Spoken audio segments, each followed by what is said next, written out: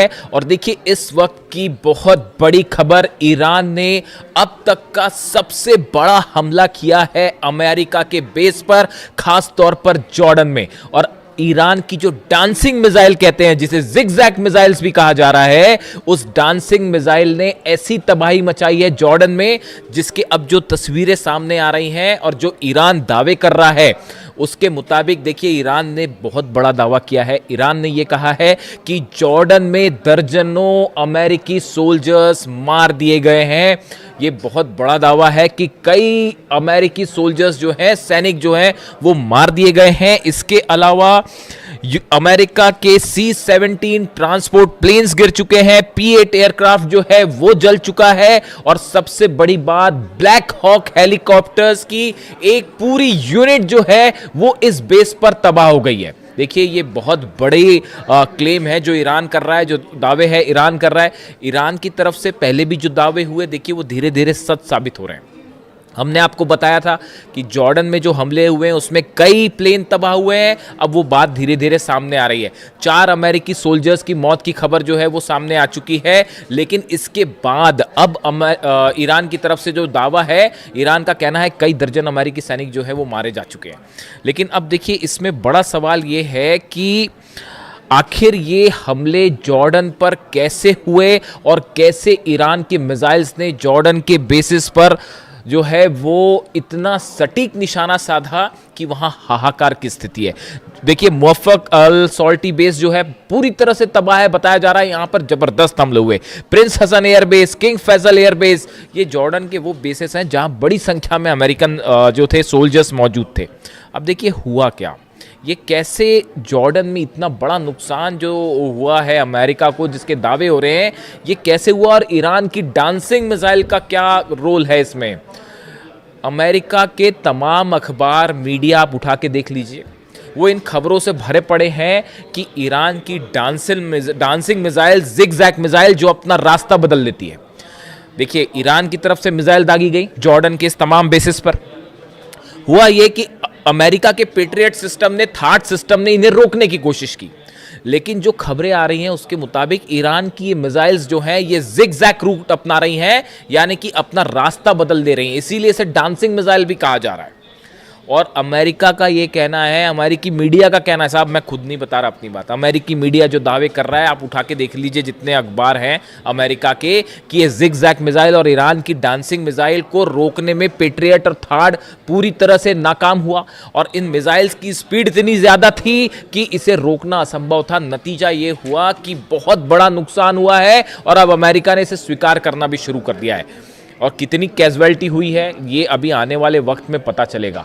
और ये भी कहा जा रहा है कि बदला लेने के लिए अमेरिका आज की रात बहुत बड़ा हमला कर सकता है, इस तरह की सूत्रों के हवाले से खबर है। अब देखिए एग्जैक्टली हुआ क्या, हुआ ये कि अमेरिका के जो फॉरवर्ड बेसिस में से शामिल हैं कुवैत और बहरीन, ये दोनों जगह से अमेरिका के फाइटर जेट्स टेक ऑफ कर रहे थे ईरान पर हमला करने के लिए, जो अभी दूसरे दौर के हमले शुरू हुए इस पर।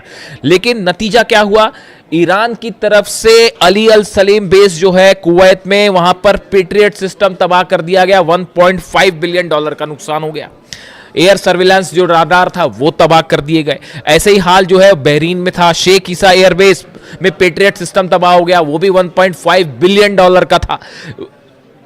सवाल ये था कि अब ये हमले जो है, जब ये फॉरवर्ड बेसिस पर नहीं रोके जा रहे थे, तो यहां मौजूद जितने F-35 जेट्स थे, F-18 जेट्स यहां पे खड़े हुए थे बहरीन में और कुवैत में, इन सब पर खतरा मंडरा रहा था। इनसे बचने के लिए C-17, P-8 और ये जितने F-35, F-18 जेट्स थे, इनको हटा के जॉर्डन ले जाया गया। इनको हटा के जॉर्डन ले जाया गया। जॉर्डन से ईरान की दूरी ज़्यादा है बजाय कुवैत के और बहरीन के, तो इन हालात में इनको जॉर्डन ले जाया गया।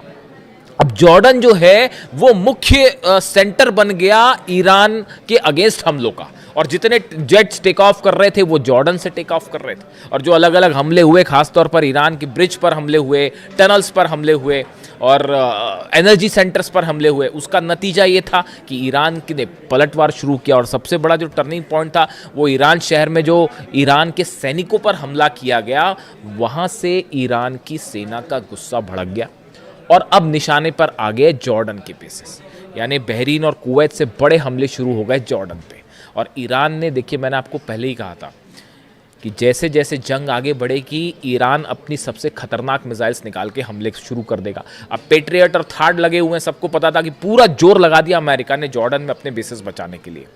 लेकिन हुआ क्या, ईरान की तरफ से डांसिंग मिसाइल्स फायर कर दी गई और उन बेस को तबाह कर दिया गया। अब अमेरिका हैरान, अमेरिका के जितने एक्सपर्ट्स थे वो हैरान कि भाई ये हमले हो कैसे गए, ये जिगजैग मिसाइल्स कहाँ से आ गई। और आप देखिए इतनी लंबी जंग चली, तमाम हमले हुए अमेरिका की तरफ से। डोनाल्ड ट्रंप ये दावे करते फिर रहे हैं कि भाई 70% मिसाइल ख़त्म हो गई है और 90% मिसाइल ख़त्म हो गई है। मेरे से भी दर्शक अक्सर ये सवाल पूछते हैं कि क्या ईरान की मिसाइल सब खत्म हो गई है, जैसा दावे डोनाल्ड ट्रंप कह रहे हैं। मैं आपको फिर से इस बात को रिपीट कर रहा हूँ, ईरान के पास कितनी मिसाइल्स हैं या तो अहमद वाइदी साहब जानते होंगे, आरजीसी चीफ, या अली खामेनी साहब जानते थे। इनके अलावा हकीकत क्या है कोई नहीं जानता। ईरान में कितने मिसाइल सिटीज हैं, इसी दिन के लिए अली खामेनी साहब ने अपनी सेना को तैयार किया था, इसी दिन के लिए तैयार किया था।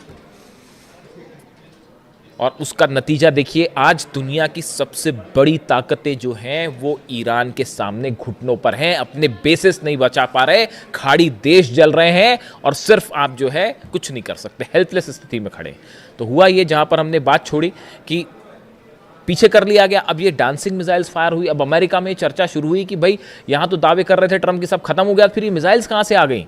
तो अब वो एक नई थ्योरी लगाई गई कि भाई ये मिसाइल्स जो है रूस ने दी हैं, ये मिसाइल्स जो है वो चाइना ने दी है, मिसाइल की टेक्नोलॉजी चाइना ने दी है। मेरे से भी कई लोगों ने इस बारे में सवाल पूछा कि जो खबरें छप रही हैं अमेरिका में कि रूस और चीन मिसाइल दे रहा है और उसके ज़रिए ईरान हमले कर रहा है, आपकी क्या राय है? आप मेरी राय सुन लीजिए, मैं क्या कह रहा हूँ। ईरान को मिसाइल टेक्नोलॉजी में किसी की मदद लेने की ज़रूरत नहीं है। आप अगर ईरान के मिसाइल प्रोग्राम को देखें, ये कोई आज 6 महीने और 1 साल भर का प्रोग्राम नहीं है, ये बड़े समय से चल रहा है। और देखिए लगातार ईरान ने, मैंने पहले आपको एक कहना शुरू कर दिया था कि जितनी मिसाइल्स ईरान के पास हो, चाहे सेजिल हो, चाहे खुर्रम शहर हो, चाहे फतह 110 हो, फतह 2 भी कहते हैं, ये सब मिसाइल के एडवांस वर्जन जो है वो आने शुरू हो गए, उन पर लगातार काम शुरू हो गया।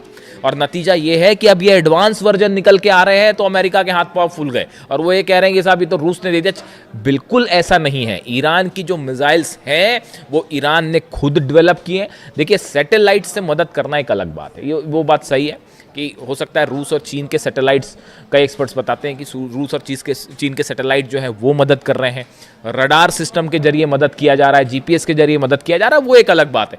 लेकिन ये जो मिसाइल टेक्नोलॉजी और स्पीड, इस पर लगातार ईरान काम कर रहा है और सेल्फ रिलायंट है, किसी की ज़रूरत नहीं है ईरान को मिसाइल के मामले में। तो इन खबरों का मेरे हिसाब से कोई बड़ा आधार नहीं है कि ये मिसाइल्स पुतिन ने दे दिए हैं या चीन ने दे दिए हैं, ऐसा कुछ नहीं है। देखिए आप रडार्स दे सकते हैं, सैटेलाइट से नेविगेशन में मदद कर सकते हैं, वहाँ तक एक बात अलग है।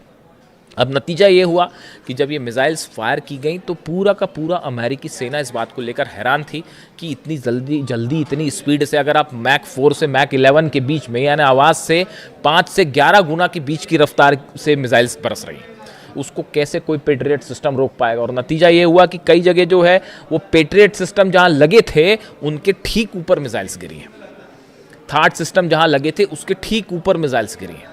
और इसीलिए जंग का जो मुख्य केंद्र है वो अचानक से जॉर्डन हो गया। मतलब ऐसा लग रहा है कि ईरान और जॉर्डन की लड़ाई चल रही है। और वो तस्वीरें जो आ रही हैं, देखिए तस्वीरें वायरल हो जाती हैं। जॉर्डन में जो लोग हैं, मैं एक वीडियो देख रहा था, उसमें बड़े हैरान करने वाली बात थी कि जॉर्डन के कुछ लोग खड़े हुए हैं, उसमें एक शख्स वीडियो बना रहा है, ईरान की तरफ से मिसाइल्स फायर की जा रही हैं, जॉर्डन पर मिसाइल गिर रही हैं और वो इस बात की खुशी जता रहा था कि ईरान की मिसाइल्स जो अमेरिका की बेस पर गिर रही हैं। ये जॉर्डन का शख्स जो है, जॉर्डन के लोग उसमें खुशी मना रहे थे, ईरान के साथ खड़े दिखाई दे रहे थे। देखिए ये सब अधिकांश खाड़ी देशों का ये हाल है।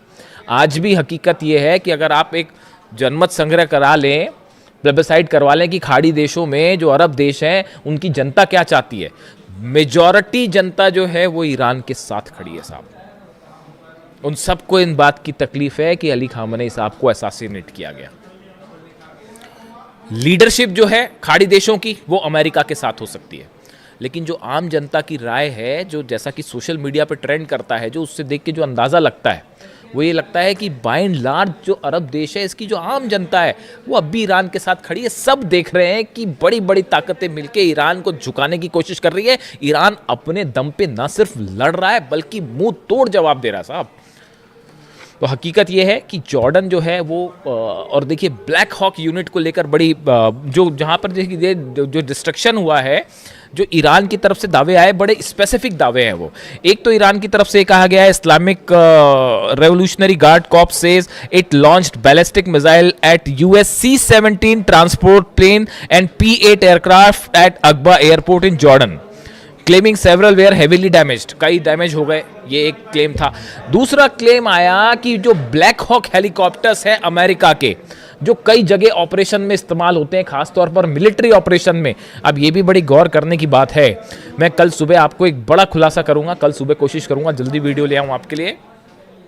सुबह ये खबरें आ रही हैं कि जो ब्लैक हॉक हेलीकॉप्टर्स हैं, देखिए इनका इस्तेमाल ग्राउंड ऑपरेशन के लिए बहुत ज़्यादा किया जाता है। ग्राउंड ऑपरेशन के पहले या ग्राउंड ऑपरेशन के दौरान सोल्जर्स को नीचे उतारने पर, ग्राउंड ऑपरेशन के पहले स्ट्राइक्स करने पे, इसमें बहुत ज़्यादा इस्तेमाल होता है ब्लैक हॉक हेलीकॉप्टर्स का। जॉर्डन में बड़ी संख्या में ब्लैक हॉक हेलीकॉप्टर्स मौजूद थे, जो इस ओर इशारा कर रहे हैं कि ग्राउंड ऑपरेशन की तैयारी है। ये बात ईरान अच्छी तरह से समझ रहा है। नतीजा ये हुआ, डांसिंग मिसाइल्स ने ब्लैक हॉक का डांस करवा दिया साहब। और वो जो है बड़ी संख्या में ब्लैक हॉक हेलीकॉप्टर्स जॉर्डन के बेसिस पर तबाह हुए हैं, ऐसे दावे ईरान कर रहा है। और ये जो स्ट्राइक्स हुई हैं, इस स्ट्राइक्स के बाद अब ये माना जा रहा है, देखिए बड़ा नुकसान है, सोल्जर्स मरे हैं, बेसिस तबाह हुए हैं।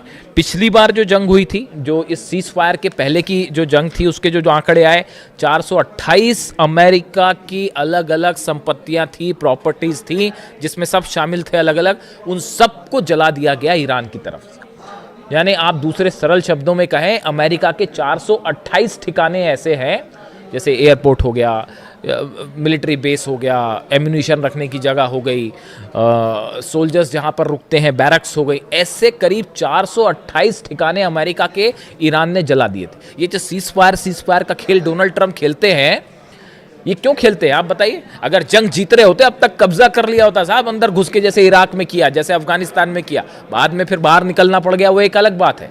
लेकिन अगर जीत रहे होते तो कहीं ये कतई बात नहीं करते डोनाल्ड ट्रंप, अमेरिका कतई बात नहीं करता। ये जो बार बार हो रहा है कि हाँ अब ईरान तैयार हो गया, अब बातचीत हो रही है, हकीकत ये है कि जब बुरी तरह से पिटते हैं तब इस तरह की बात करते हैं कि साहब सीज फायर कर लो। बड़े सारे एक्सपर्ट्स की ये राय है कि अमेरिका तब सीज फायर की बात करता है या टॉक्स की बात तब करता है जब ऐसा लगता है कि हारने लगा, और एक बार फिर वही स्थिति बनने लग गई है। जितना नुकसान हुआ है, देखिए ये बात साफ है, आप एयर स्ट्राइक्स करके ईरान को नहीं दबा सकते, नहीं हरा सकते, हराने का कोई सवाल ही नहीं है। अब हॉर्मूज में 2 जहाज देखा आपने किस तरह से ठोक दिए फिर से, तो हॉर्मूज पूरी तरह से ईरान के कंट्रोल में है। और अब खाड़ी देशों में बड़े missiles, dancing missiles, zigzag missiles, जिनका इस्तेमाल हो रहा है, इसकी कोई काट किसी के पास नहीं है। और अमेरिका के plane, black hawk helicopters, C-17 transport plane, सब के सब आग के हवाले हैं। आज की रात भयानक हमले होने वाले, इसमें कोई शक नहीं है। ईरान भी तैयार है और देखते हैं अमेरिका की तरफ से क्या स्ट्राइक होती है। जो भी अपडेट होगा पहुंचाऊंगा आप तक। Thank you so much.